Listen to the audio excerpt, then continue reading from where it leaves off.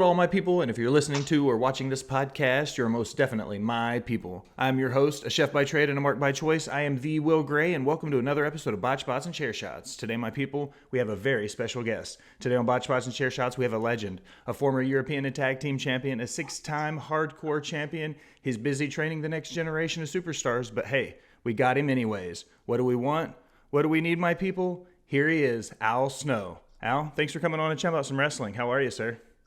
I'm just fine. Thank you very much for having me. I really appreciate giving me the time. I appreciate it as well, man. It's really going to be awesome to have a chance to sit down and talk to you. So let's go ahead and start at the top. How are things over at OVW?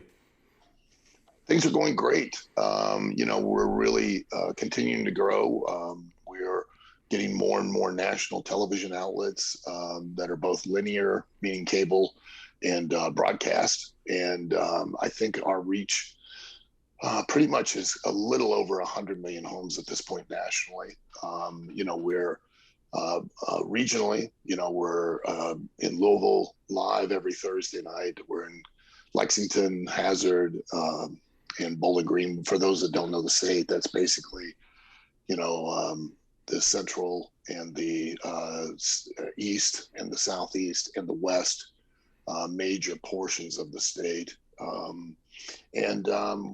As things go on, we're trying to hopefully expand to encompass an area that will be about a 2.5 hour radius from Louisville, Kentucky. That'll go up into Ohio, West Virginia, down into Tennessee, and then all of the state of Kentucky regionally, which will allow us to operate more live events on a regular basis. And then we're on Fight TV every Thursday night, live from 7 p.m. to 9 p.m. Eastern. And the numbers continue to grow. The audiences and the support for OVW continue to grow every single week. So, yeah, things are going fantastic. We're about to hit our summer loop of fairs and festivals, where we'll probably, on average, probably do 3 to 4 live events every single week. So, the locker room will get a chance to perform in front of an audience, probably a minimum of 4 to 5 to 6 times a week, every single week for between the end of May and through into September. So as those guys come up with you in the school, how important do you think it is for those guys to run those house shows against those crowds? Even if it is smaller crowds, do you think it really helps develop them that early in their career? Oh, unquestionably, undoubtedly. The best example I can give you, okay, is if you go back and you watch, there used to be a show, and I'm sure you're too young to probably even know what this show was, but it was called Dean Martin's Celebrity Roast. And it was on back in the 70s, early 70s. And everyone that was on the dais, you could tell were actual real stars, not what we call stars today. They weren't just celebrities. They weren't just famous. They truly were genuine stars. And a large part of the reason that they had developed and became like that on, when they performed on television was because they grew up. A lot of those people started their careers in vaudeville. And then if they didn't start in vaudeville, they started in the nightclub circuits and where they performed in front of live audiences. And having the opportunity to perform on a regular basis in front of a live audience, prepares a performer, no matter what art they're doing, to truly understand how to connect with an audience and to really be a star on a completely different level.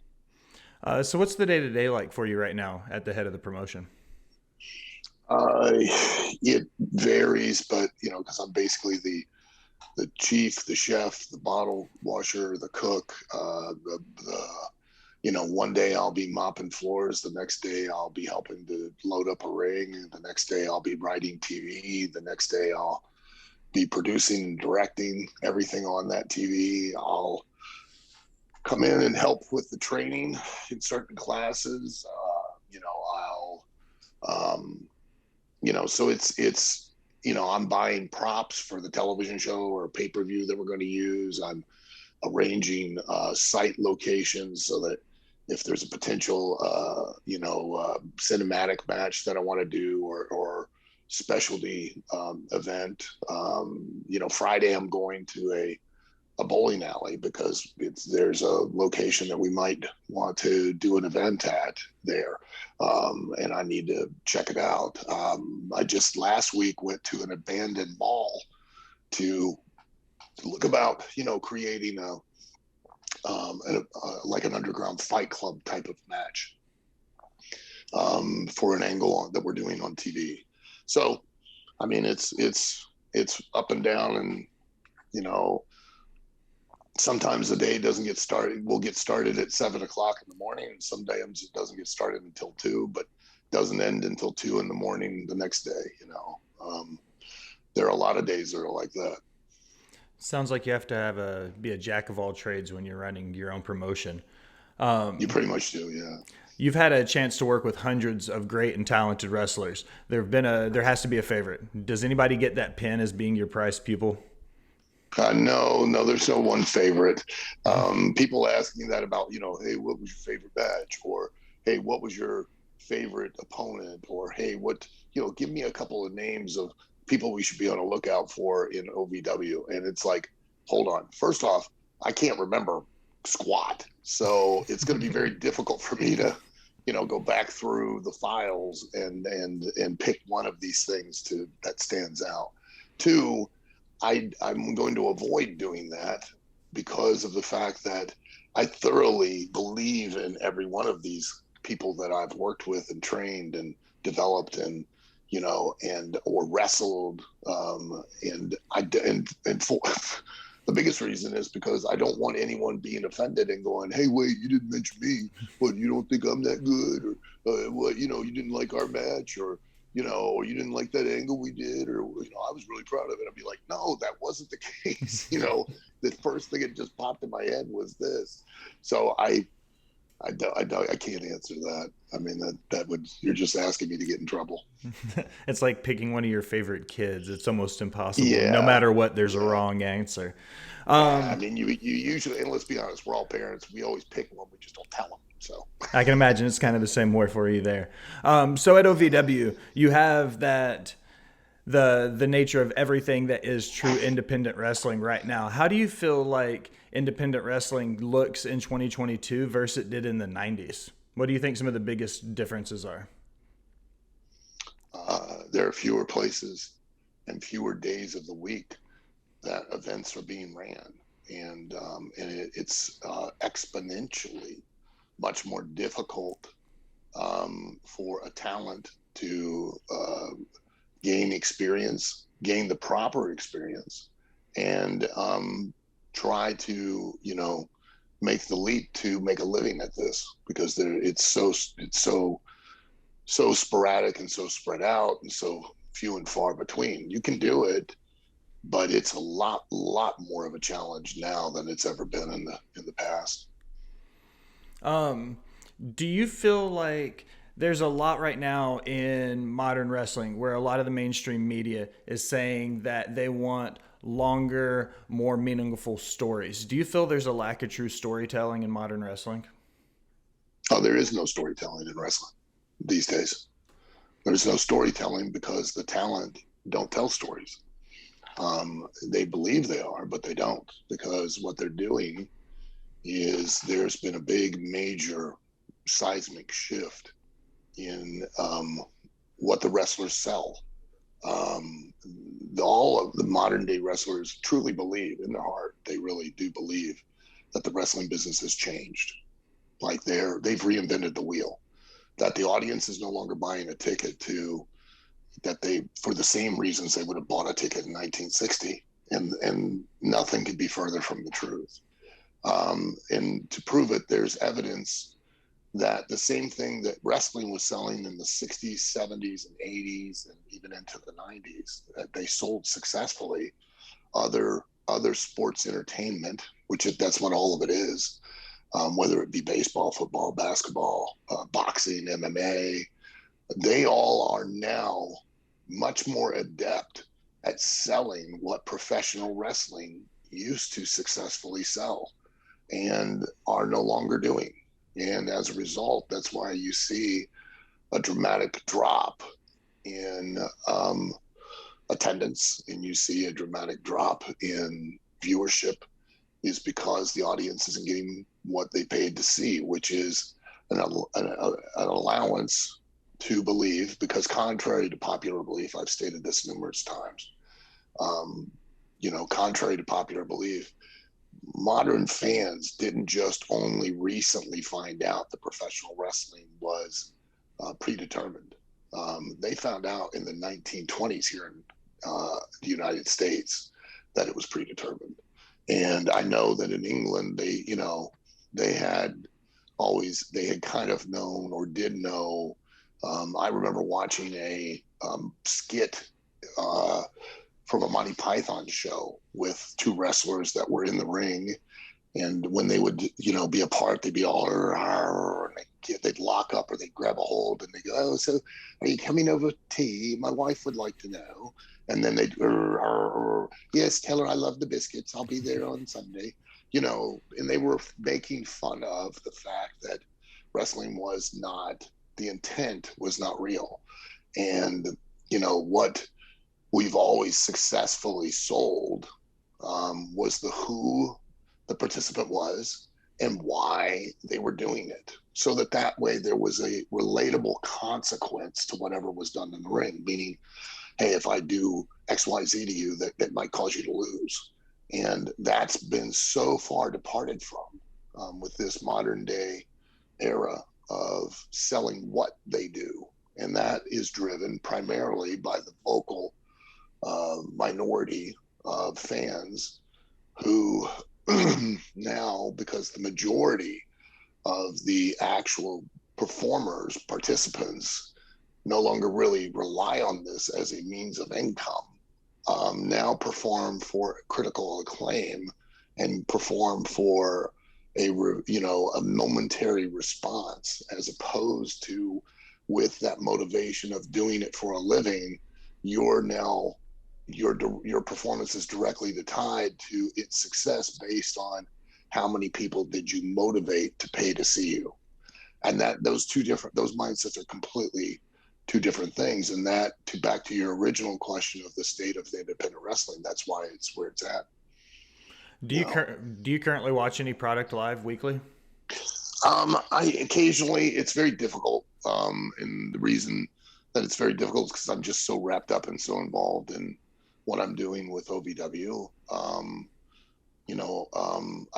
I try to, when and where I can, just to kind of see what everybody else is doing and, and things like that. But it's really tough to follow it on a regular basis, really hard. So looking back at the 90s when you were in the independent scene, as we'll call it, you got to lace up your boots with a tag team with a young Glenn Jacobs when you were going through Smoky Mountain Wrestling. You guys won the Smoky Mountain Wrestling tag team titles. That was held by some as the last frontier of territory wrestling. What was it like to be on the indies then, working with somebody like a Glenn Jacobs? It was awesome to, anytime, quite honestly. I started in 1982. So anytime I've been in the ring and in this business was amazing to me. Sometimes we're more of a challenge to make a living, and sometimes we're less of a challenge to make a living, and sometimes in certain areas you got more of an opportunity to really learn and develop and on a more regular basis than at other times. And that was one of those times, that I really got to have a lot of valuable experience working with Ricky Morton and Robert Gibson and with Glenn and also, learning from my mistakes of, where if I'd have understood the gimmick a little better and not trying to just sell myself, but trying to actually genuinely get heat and use the gimmick the way that Jimmy had originally meant it for it to be, and worked more as a team with Glenn. I sometimes was a little bit of a ball hog, and regret doing that. So it would have worked a lot better if I'd have worked smarter and not harder. So while you were there, you crossed paths with Jim Cornette while you were at Smoky Mountain Wrestling. What was your time like working with Jim? I love Jimmy. I've known Jimmy since probably 83 or 84, I think, and I've always run into Jimmy in different times, and probably, at least 4 or 5 times a year we'd cross paths, if not more. Like, when WCW, when Ole Anderson was trying to run Ohio and Michigan, the old Cheeks territory, I would, the Murricks were the road agents, and they would book me and a crew of guys that would work the opening matches because it saved them money from having on trans and stuff, of bringing up other talent that weren't necessary, and they could fill out the undercard. And so I'd work an opening match, or I'd work, match 2 or 3 or 4 on the card, throughout West Virginia, Ohio, and Kentucky, and Michigan, and Indiana, and during those times. And I would, I'd meet and talk to those guys at that time, and develop a relationship with them. And Jimmy was always Jimmy. Jimmy is a very passionate, very intelligent person, has an incredible amount of knowledge about the professional wrestling business, and he's an awesome individual, and I owe him a lot. He can be a little incendiary, and he can be a little reactionary, that's for sure.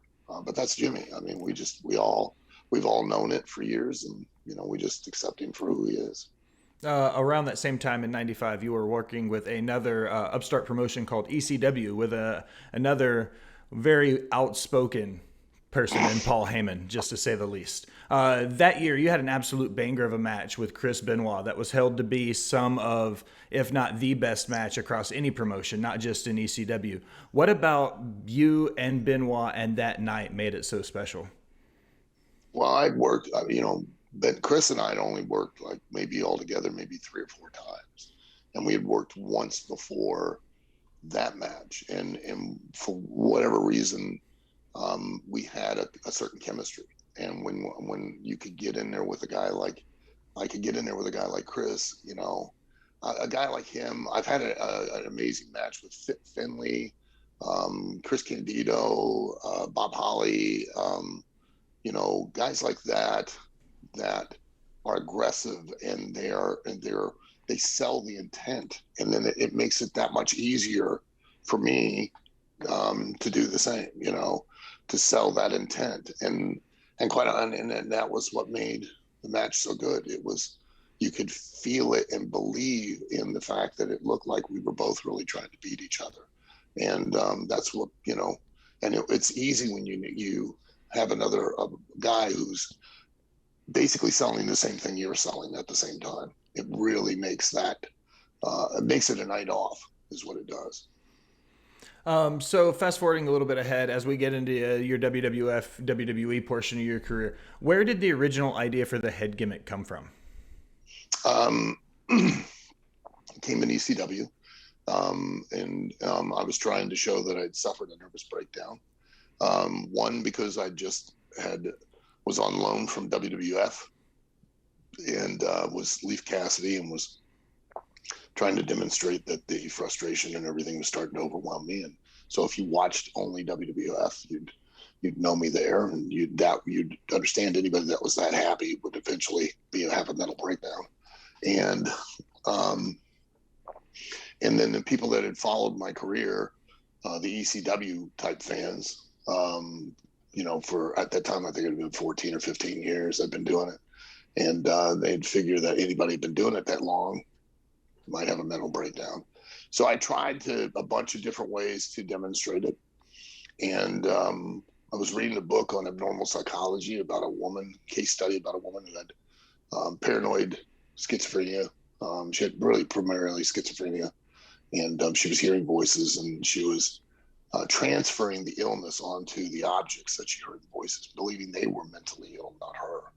And so one night, I just got done working with the great Sasuke, and we came back, and Shun Yamaguchi was there to take photos for the Japanese magazines, like typical. And I found a styrofoam head, and I remembered Mick making jokes. He had a styrofoam head that he put the Mankind mask on to keep its shape, and he was one night in the car with Bob Ollie and Sid Vicious. He was making jokes about calling it Elaine and how he was going to do perverted things to it when he got back to the hotel room. And I thought, you know what? And I remembered the woman, and I thought, you know, I'm gonna talk to this and treat it as if it's a real person that I'm hearing voices from, and that it's crazy, not me. That they're crazy, not me. And for whatever reason, it connected. You know, it worked. So.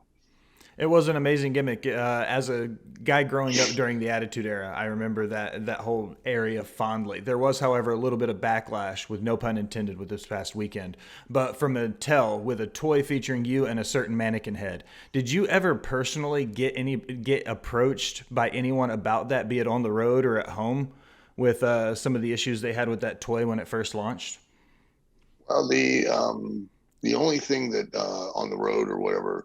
I had done a promo photo in ECW where I was holding the base like this, like my hands wrapped around the base and had it in front of me and was making the crazy face and, you know, big smile and all of that.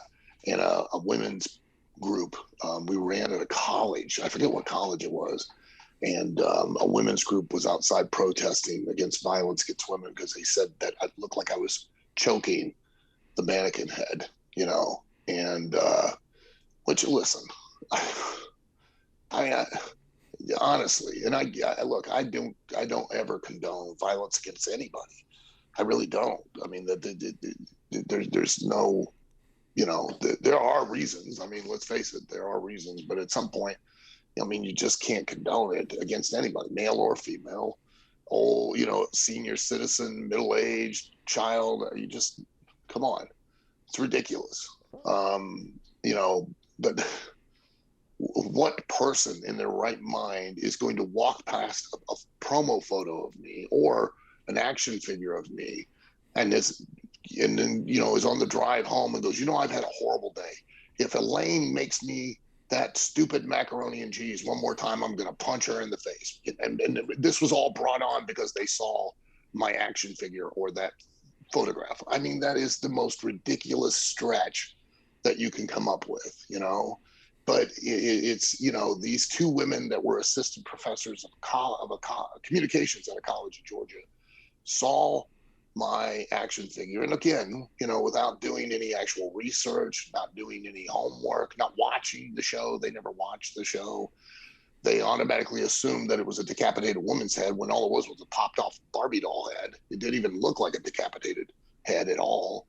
And wrote a letter to the Atlanta Constitution proclaiming that my action figure was a training manual for future spousal users. So, look, you know, when does the era of McCarthyism or the Salem witch trials come to an end? I mean, it's just ridiculous. I was ahead of the curve because I was cancel culture before cancel culture became a thing. You know, and you know, so Walmart, of course, red flag, you know, big signal flare, and they pulled it. And still, I'm on the list of the top 22 things that Walmart still won't sell because of the fact that they feel it's a threat to modern society. And I'm number 5 on that list. My action figure is number 5. Number 1 is pregnant Barbie. So that slut beat me out.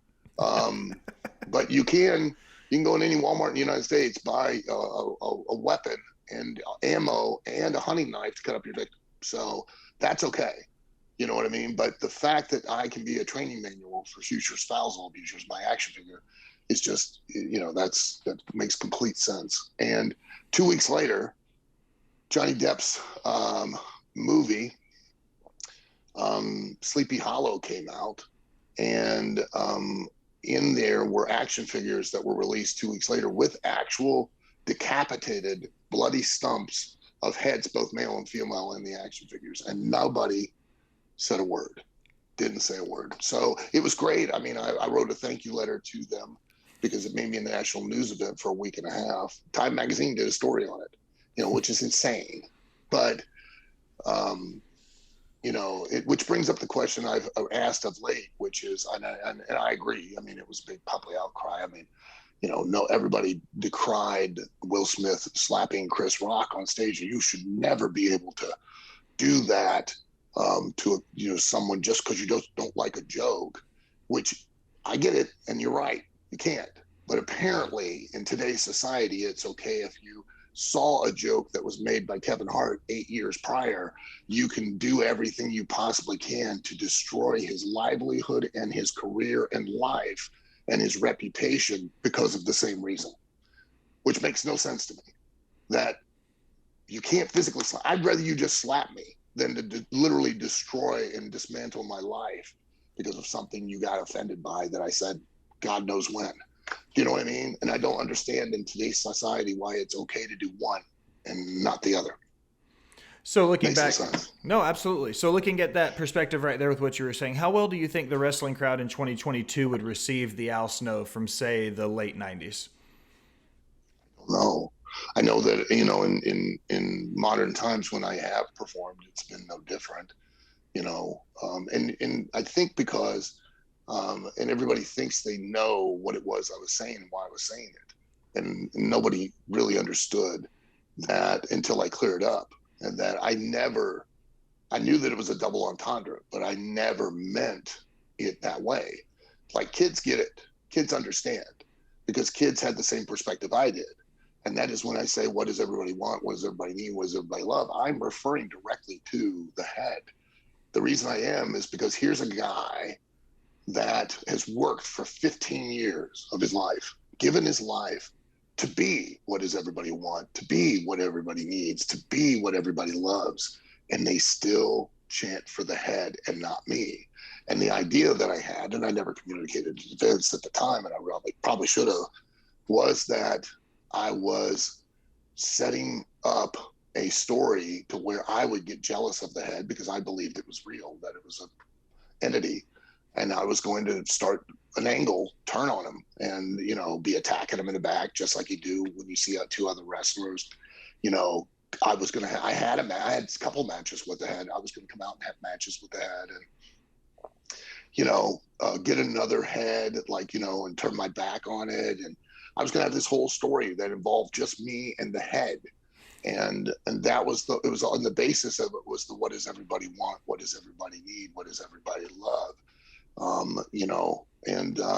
People just saw and understood and heard just the double entendre, except for children. Children really got it. They understood what it was, but then adults figure that children have the same understanding and worldview as they do when they don't, because they're just not capable, because they haven't had the same amount of experience or exposure to things. And they just jumped to that conclusion. So, it was fun. And I think that especially if the audience really, if I did a much better job of elaborating, making, but you have to let it happen. Like reading a book, you know what I mean? And for the realization to come, you can't just tell people, because then it doesn't work the same way. It doesn't seem real. If I'd went out there and explained, hey, when I'm saying this, I'm referring to them, not to what you think I am, it would have killed the whole thing. It wouldn't have been as much fun.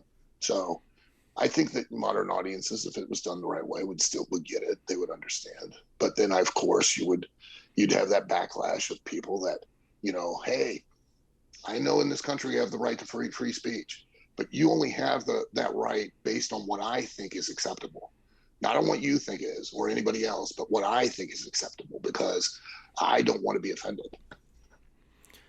So throughout your career, we've had Al Snow in ECW, Al Snow in WWE, the territories, your independent days, TNA. Now that you've, as a trainer now, so you've had your entire career fully encompassed. At what point, looking back on it, do you feel like you had the most fun? I've had the most fun every single second and every minute that I've been in this business. I've had the most frustrations, the most anger, the most aggravation, the most highest of highs, and the most lowest of lows. But I've gotten to be alive and do what I love to do. I've been very blessed and very fortunate to do what I've such a passion for doing for as long as I've gotten to do it. And really, and I've just been making it up on the way the whole time, So I'm very blessed, very lucky. I've never regretted being in the business. I've never regretted making that choice. I've made mistakes, lots of them, that if I had known then what I know now and had the perspective that I do now, I would have had a much completely different trajectory of a career. That's for sure, without a doubt. But now I get the opportunity to impart those lessons from those mistakes to the young men and women that I bring into the business or help better and to polish and give them as much as I can so that way if they do get an opportunity and trust me, if you stay in long enough, you will get an opportunity for a run. To a degree, you will get an opportunity for a run. And if you're listening to me and learning from the mistakes I made, then you're going to have the best chance to exploit that opportunity to its fullest for as long as you possibly can. Okay, so we've got time for maybe one or two more questions. Growing up, like I've mentioned before, as a fan of the Attitude Era, you and Mick Foley were two of my biggest. So as one fanboy question that I can ask you right now, Sure. You and him held tag gold. Y'all had some classic battles together and apart. What's a classic Mick Foley Al Snow story you haven't told in a while? Geez. Probably when we went to Las Vegas for a film shoot where we were going to film promos for when we were going to the CW or to UPN. I forget which network it was, and we were both operating on like literally 48 hours of no sleep or something like that. We went to this strip club. We went to the Cheetah Club where Godfather works, and I'd come up with the idea. Instead of us tipping dollars, we'd tip quarters. And, we'd have one of the strippers, one of the girls get upset and throw the quarter back and hit Mick in the eye. And for whatever reason, and I think it was partly because I was just so exhausted, she threw that quarter at him like winging a baseball at home plate on a World Series game. And he did hit him in the eye, and he screamed and I started laughing so hard that we had to stop, and I could not pull myself together. I was on the floor laughing and could not pull myself together to the point to where the director was like getting frustrated because he wanted to get that one vignette done, and I could not keep myself together. It took me probably 15, 20 minutes to pull myself together because the way when he got hit and the way he sold it, and it just was so, I just don't know why. I almost peed my pants laughing. It was so funny. That's awesome. I close all of my interviews with 5 rapid fire questions. I've got yours loaded up, ready to go. You ready? Okay. Yeah, I'll try. I'm not that fast. So what's your favorite fast food? I would have to say probably pizza. What's your favorite venue you've ever wrestled in? Oh boy, that's a tough one. Milwaukee's awesome. Of course, ECW Arena is amazing.